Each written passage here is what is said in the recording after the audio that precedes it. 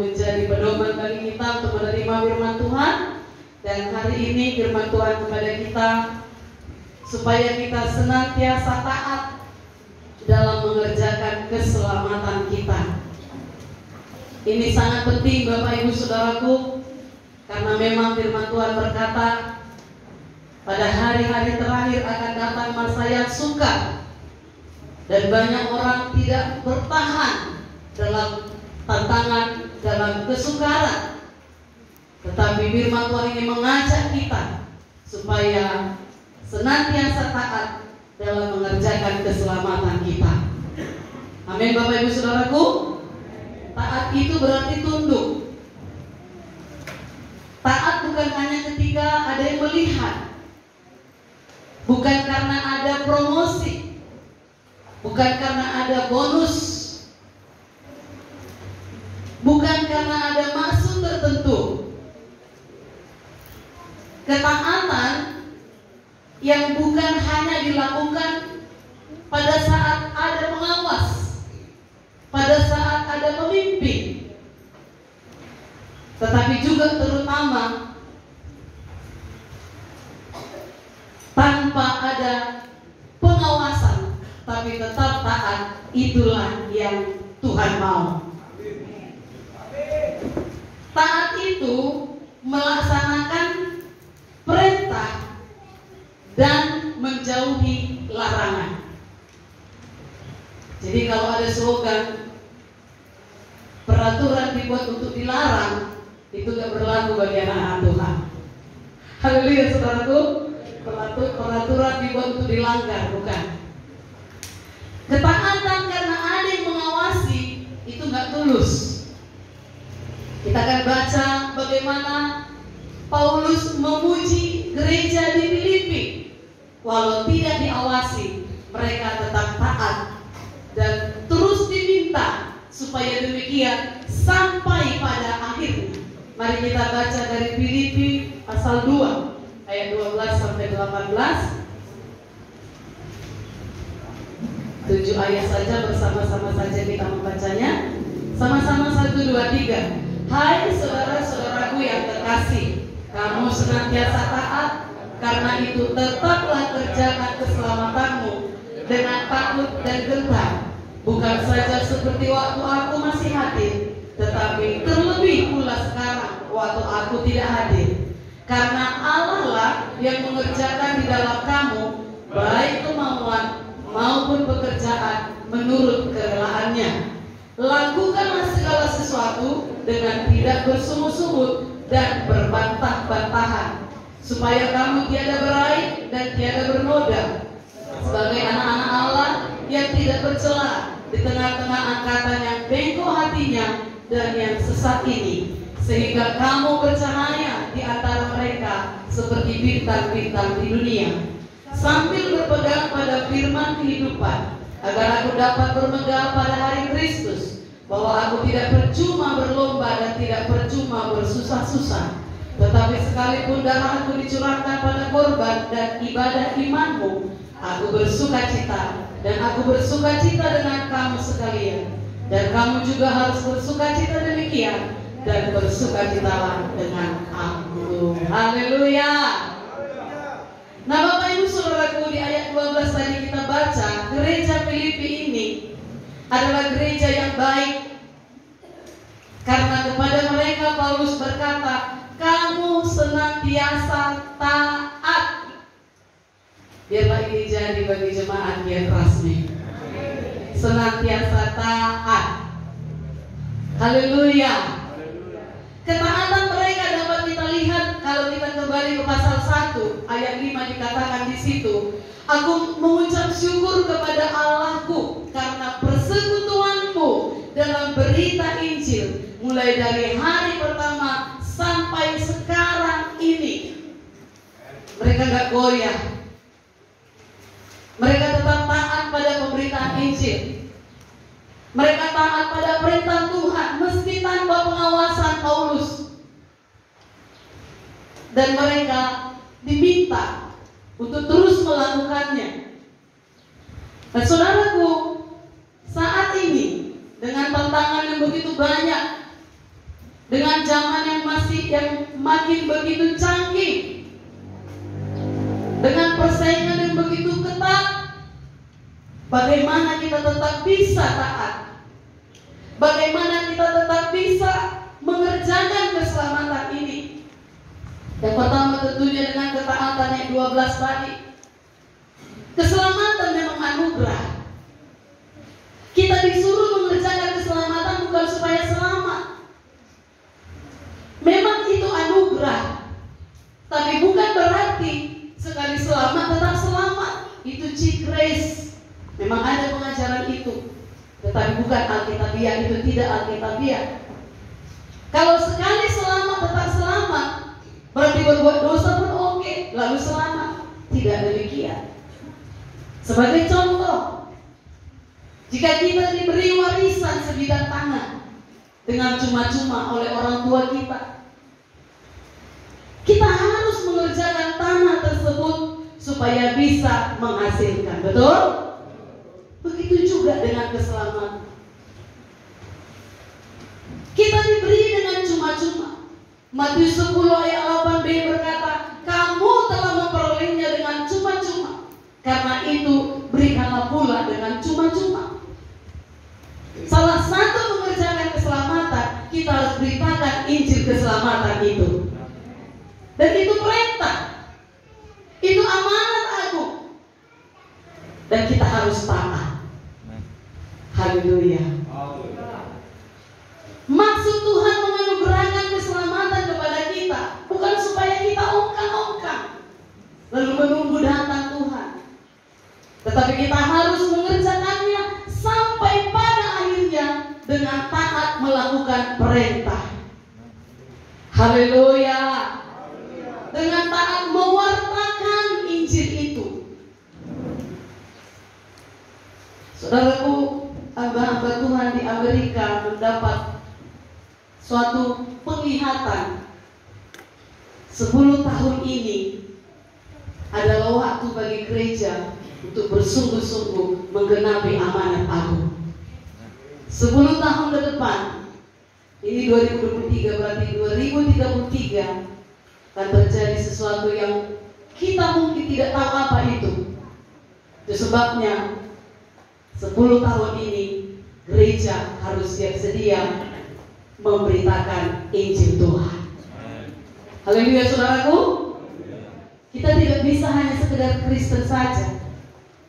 Kita tidak bisa hanya sekedar menunggu datangnya Tuhan.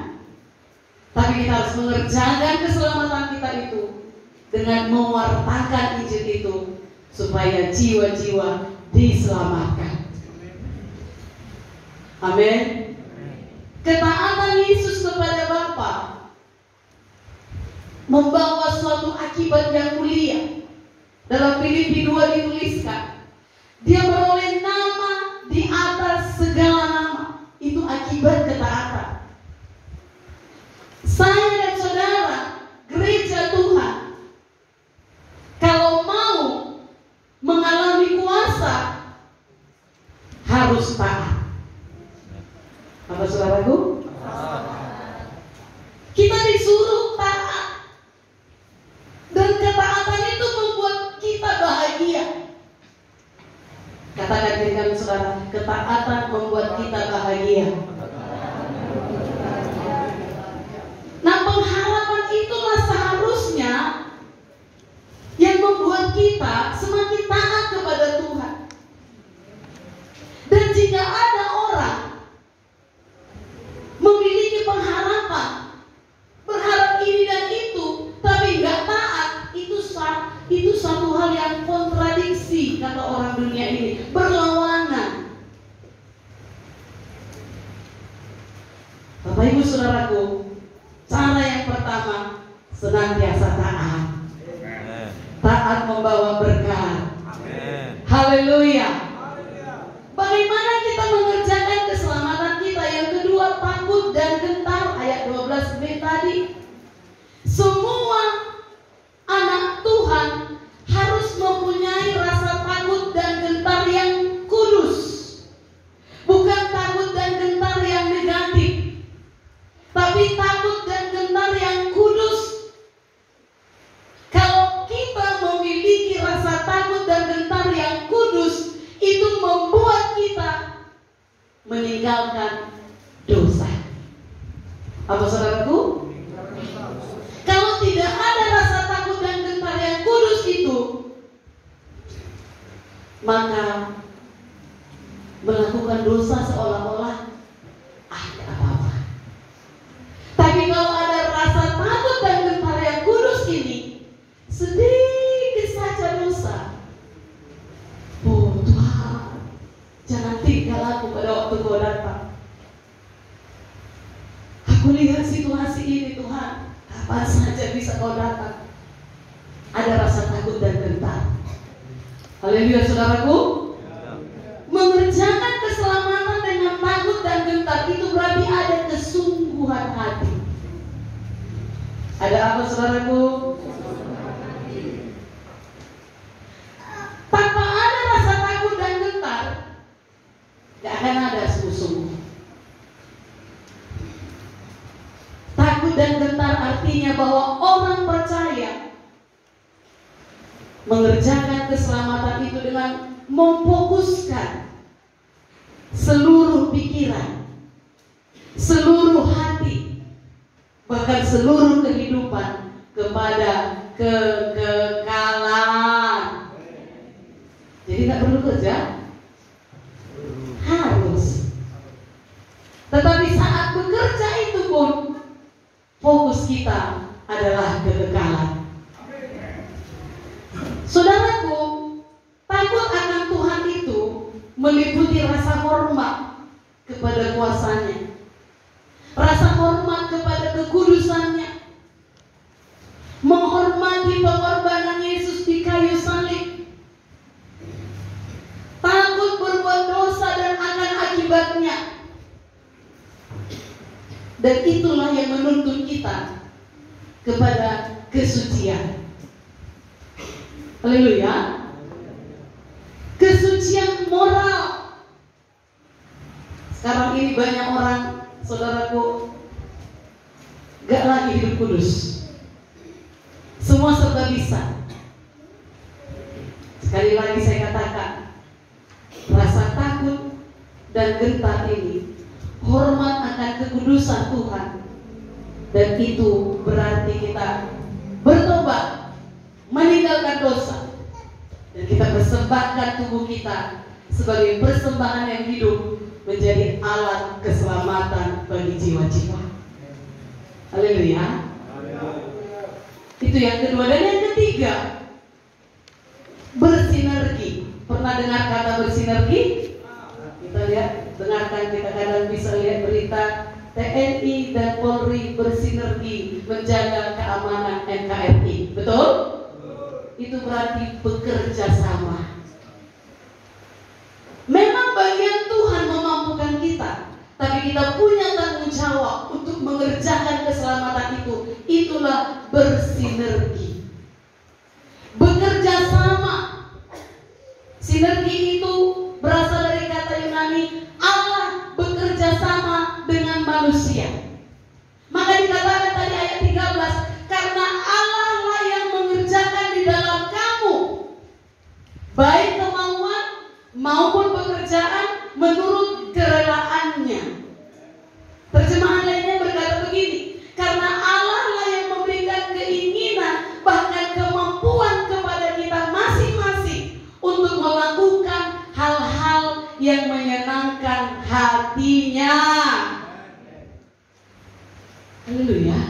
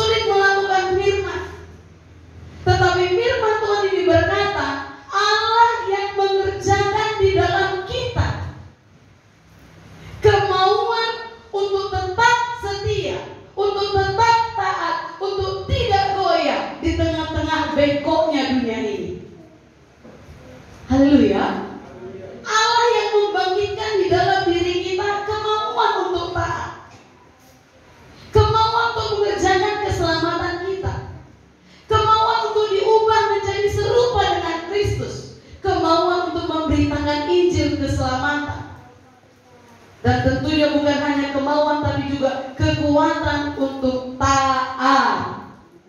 Itulah bersinergi. Kita disokong oleh Tuhan, tetapi mengerjakan keselamatan itu adalah tanggung jawab kita. Jadi mari mau bekerja sama. Haleluya saudaraku. Bekerja sama dengan Tuhan. Karena Tuhan itu gak paksa. Dia gak ambil rotan lalu dipaksanya kita untuk taat. Enggak. Tapi dia berikan. Dikatakan tadi, dia kerjakan di dalam kita kemauan. Tapi kalau kita tidak mau bilang apa lagi? Dia mau bersinergi dengan kita, tapi kita tidak mau, gak ada guna. Harus mau bekerja sama. Haleluya. Bagian kita relakan hati. Ini aku Tuhan, bentuk hatiku. Saudaraku, dan ingat perkataan Tuhan Yesus Yohanes 15 ayat 5, di luar aku kamu tidak dapat berbuat apa-apa. Tuhanlah yang mengerjakan di dalam diri kita. Amin saudaraku. Jadi kita gak bisa keluar dari kehendak Tuhan. Kalau keluar gak mampu.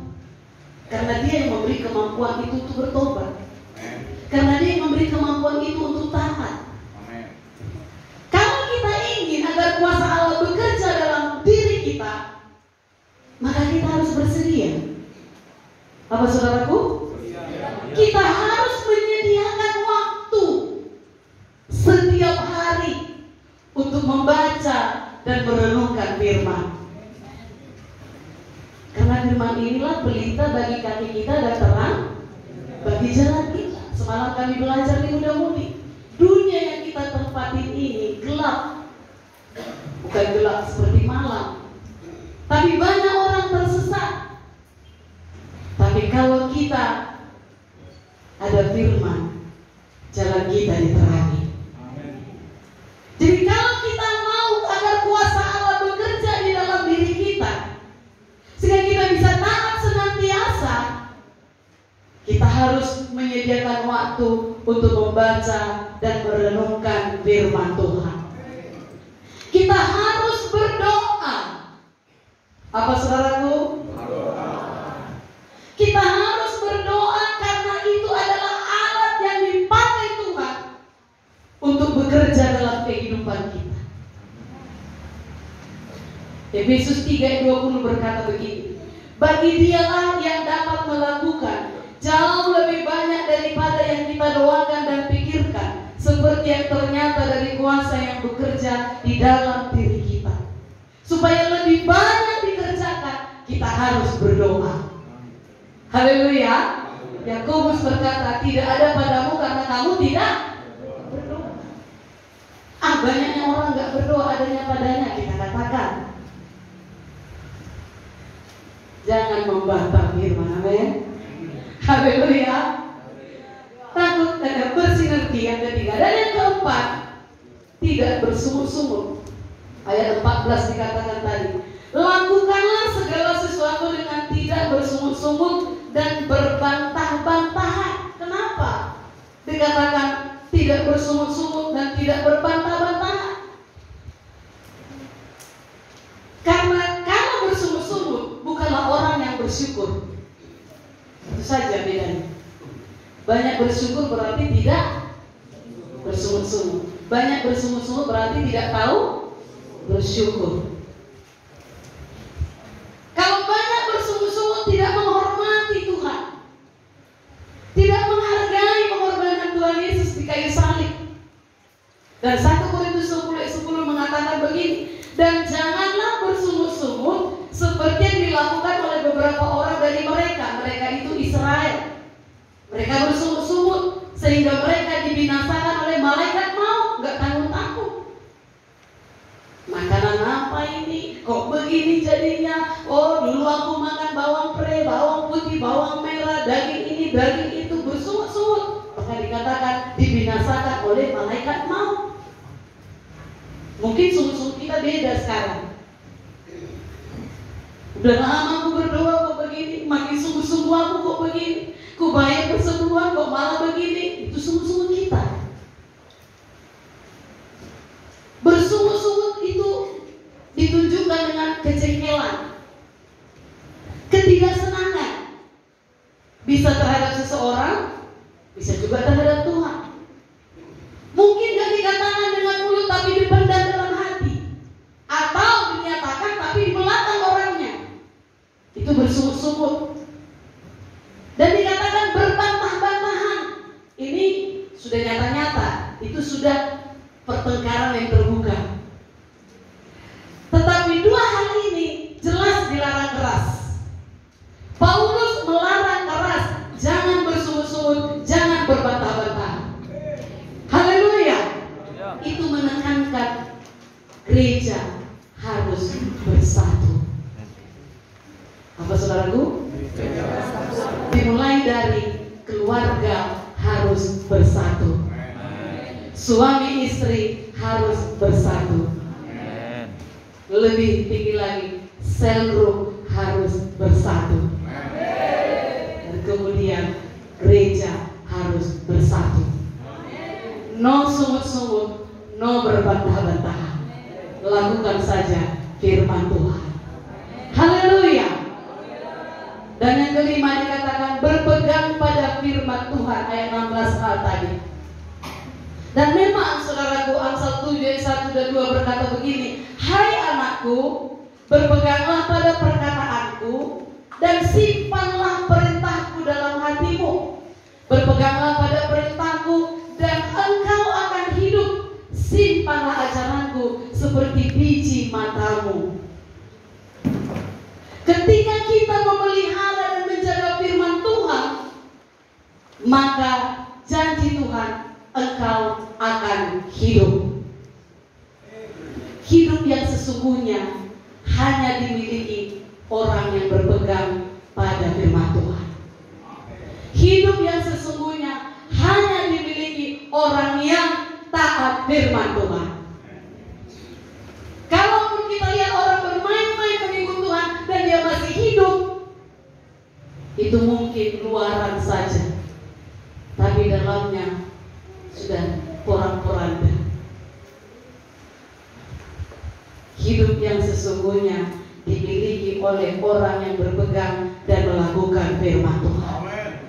Berpeganglah pada firman, dan hasilnya, kalau kita mengerjakan keselamatan ini dengan taat tadi, dengan takut dan gentar tadi, rasa hormat kepada pengorbanan Yesus, dengan bersinergi dengan Tuhan, saudaraku, tidak bersungut-sungut, tidak berbantah-bantahan, dan selalu berpegang pada firman, maka hasilnya yang pertama, tiada beraib dan tiada bernoda. Ayat 15a, supaya kamu tiada beraib dan tiada bernoda, sebagai anak-anak Allah yang tidak bercela di tengah-tengah angkatan yang bengkok hatinya dan yang sesat ini. Di sini dikatakan saya dan saudara orang percaya harus jadi berkat, tidak bernoda, tidak bercela. Bisa? Kira-kira bisa?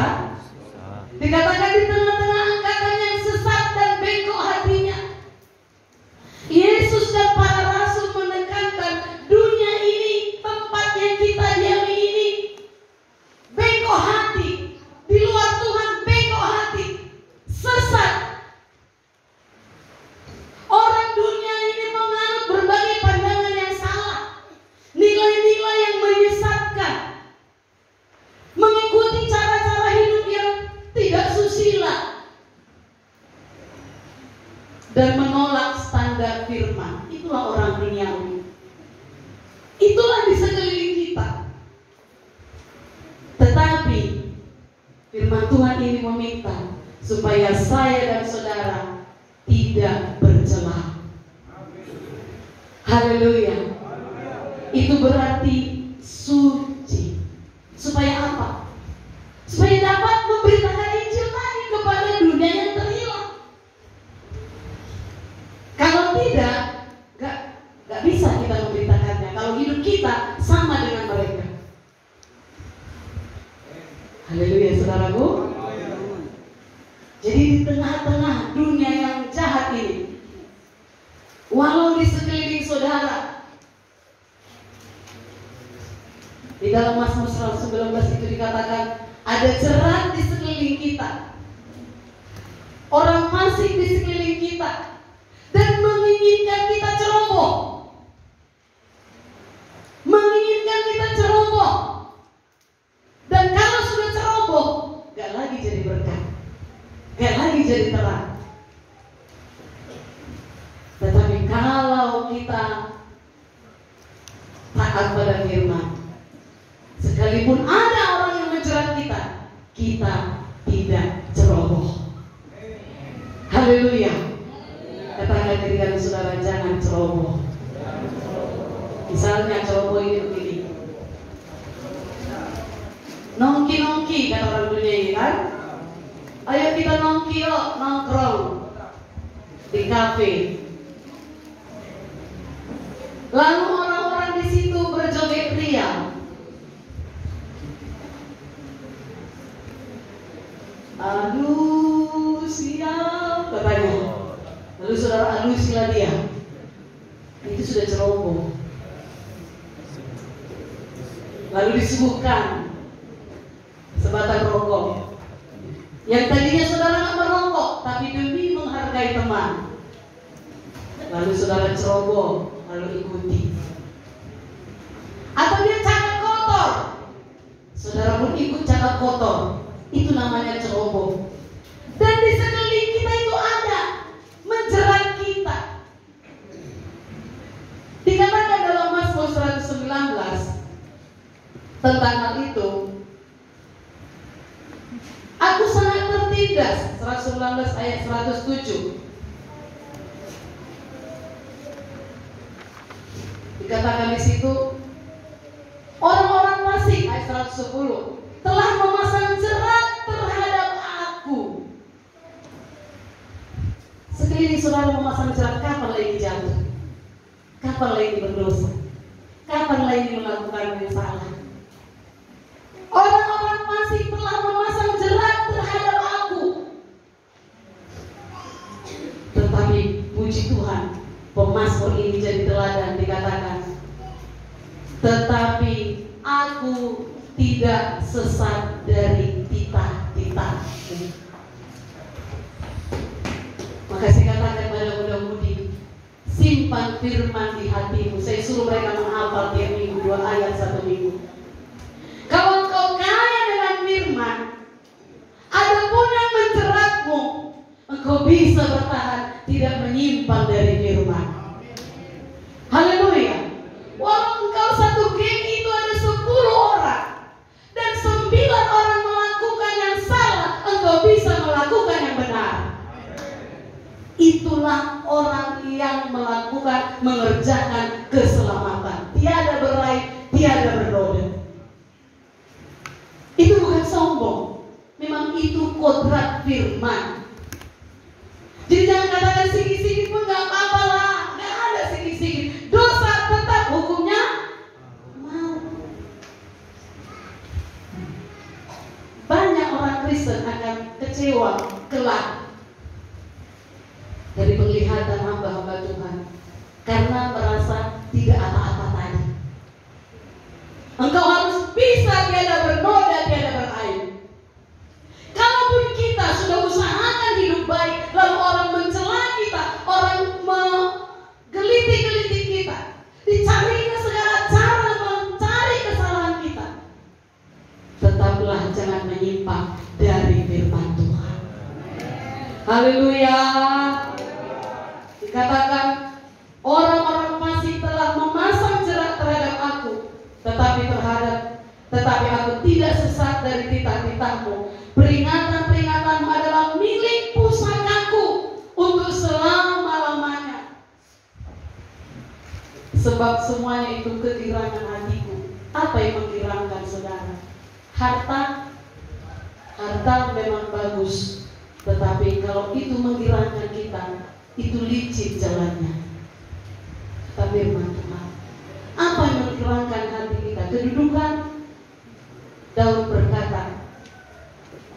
firman itu milik pusakamu. Kalau dulu itu suku-suku Israel itu ada milik pusakanya tanah sebidang, suku ini milik pusakanya, suku ini milik pusakanya. Tapi Daud berkata, firmanmu, perintahmu, titahmu itu milik pusakaku selama-lamanya. Haleluya. Dan dikatakan, telah kucondongkan hatiku untuk melakukan ketetapan-ketetapanmu untuk selama-lamanya sampai saat terakhir. Ini membuat orang tidak bernoda, tidak beraib, tidak bercela. Condongkan hati pada firman Tuhan. Amin, saudaraku. Itu hasil yang pertama kalau kita mengerjakan keselamatan kita dengan 5 yang tadi. Dan yang kedua, hasilnya bercahaya seperti bintang-bintang di dunia. Yang mau bercahaya seperti bintang, katakan saya. Dikatakan ayat 15b, sehingga kamu bercahaya di antara mereka yang gelap tadi, mereka yang bengkok hati tadi, mereka yang sesat tadi. Saya dan saudara bercahaya di antara mereka. Dan Matius 5 ayat 14 dan 16 berkata, kamu adalah terang dunia. Katakan, saya adalah terang dunia. Saya adalah terang dunia. Demikianlah hendaknya terangmu bercahaya di depan orang, supaya mereka melihat perbuatanmu yang baik dan memuliakan Bapamu yang di sorga. Biarlah orang-orang di sekeliling saudara memuliakan Bapa di sorga, karena saudara tetap taat pada firman. Jangan mempermalukan nama Tuhan. Anak-anak Tuhan harus dapat menjadi saksi dan menuntun banyak orang kepada kebenaran. Bagaimana kita menuntun banyak orang kepada kebenaran kalau kita masih hidup bercela? Daniel 12 ayat 3 berkata, dan orang-orang bijaksana akan bercahaya seperti cahaya cakrawala, dan yang telah menuntun banyak orang kepada kebenaran seperti bintang-bintang tetap untuk selama-lamanya. Tanya dulu kiri kanan, sudah berapa kau tuntun orang kepada kebenaran? Serius ini. Hitung dulu mulai lahir baru. Udah berapa dituntun pada kebenaran? Itulah yang percaya. Haleluya. Haleluya. Coba ingat-ingat. Udah berapa dituntun?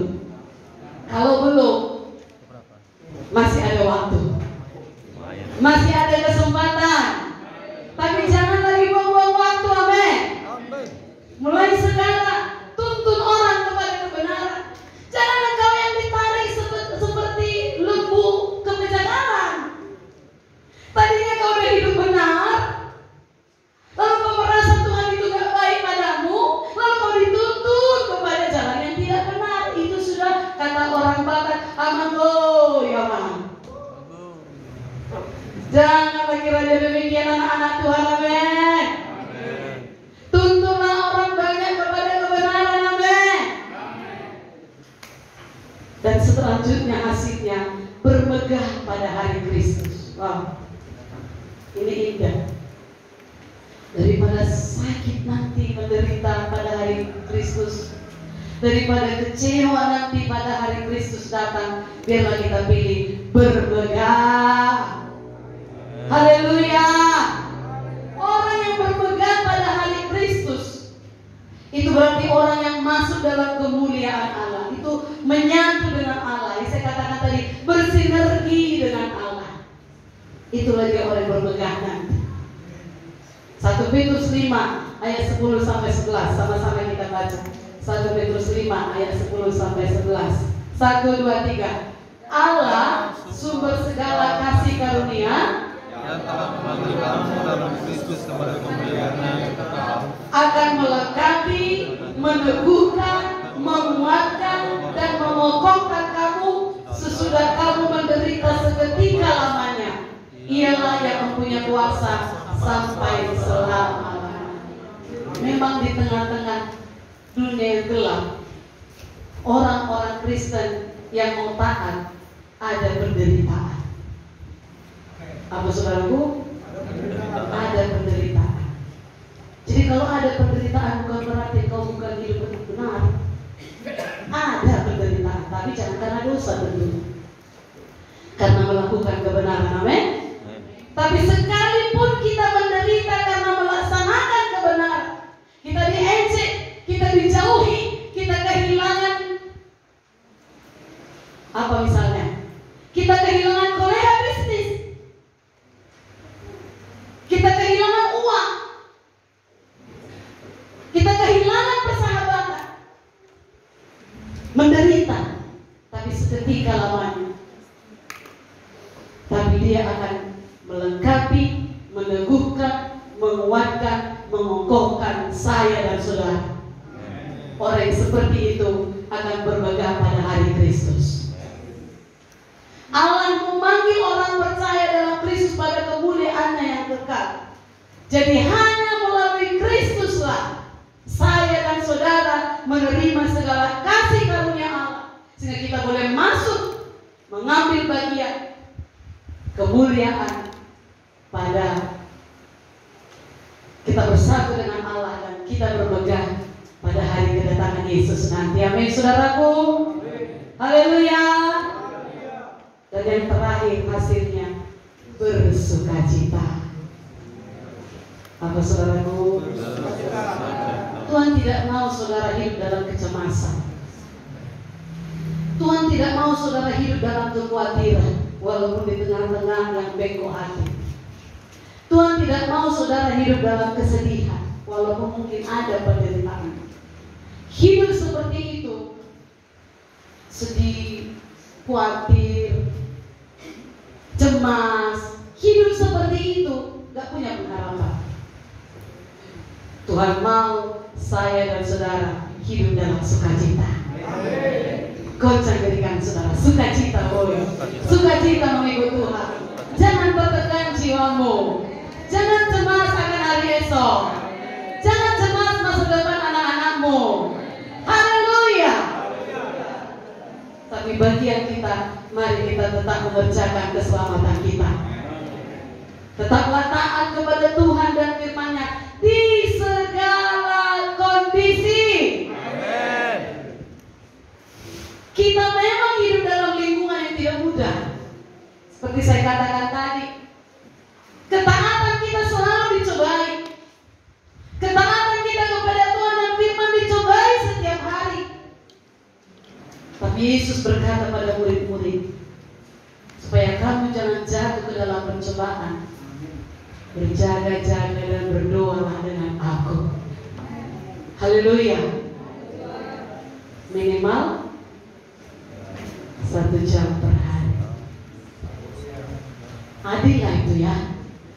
Dari 24 jam 1 jam kita menikmati hadirat Tuhan. Adil lah itu ya. Haleluya. Saudaraku, memang gak mudah. Saya katakan mudah. Kita dicobai tiap hari. Oleh karena itu, nasihat firman Tuhan ini itu tetap mengerjakan keselamatan kita dengan ketaatan, takut dan gentar, taat memberitakan Injil. Ini bukan perintah biasa. Ini harus dikerjakan dengan serius. Serius. Haleluya. Tapi walau serius, harus tetap bersukacita. Kenapa bersukacita? Karena nama sudah terdaftar. Kita bukan melakukannya supaya nama terdaftar, bukan. Sudah ada terdaftar.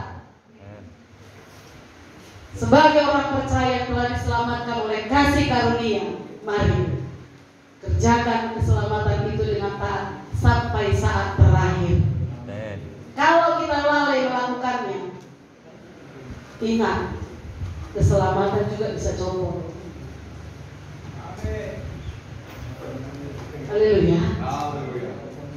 Keselamatan juga bisa copot. Maka harus sampai saat terakhir. Dan sekali lagi, mengerjakannya bukan usaha kita saja, memampukan kita. Diberikan Roh Kudusnya memampukan kita. Baik untuk mau juga untuk taat. Bagian kita mau itu bersinergi. Tapi kalau hanya bagian Tuhan saja, kalau Tuhan maunya semua selamat, semua diberkati, semua sukses, semua punya masa depan yang penuh harapan, itu bagian Tuhan. Tapi bagian kita harus ada menyambutnya, amin. Kita harus menentang dosa. Kita harus mengikuti keinginan Roh Kudus. Dan itu terus menerus. Bukan hanya seminggu, 2 minggu. Bukan hanya setahun, 2 tahun. Tapi terus menerus sampai pada akhirnya. Kalahkan kejahatan, amin. Dan nyatakanlah Kristus di tengah-tengah dunia ini. Begitulah kita senantiasa taat mengerjakan keselamatan kita. Bisa dipahami saudaraku? Bisa dicerna? Saya sudah lambat-lambat ya, nggak buru-buru. Bisa dicerna? Firman yang biasa, tapi maukah kita melakukannya? Tuntunlah orang sebanyak-banyaknya pada kebenaran. Jangan kita dituntunnya kepada yang sesat. Sekarang ini banyak penyesat. Haleluya.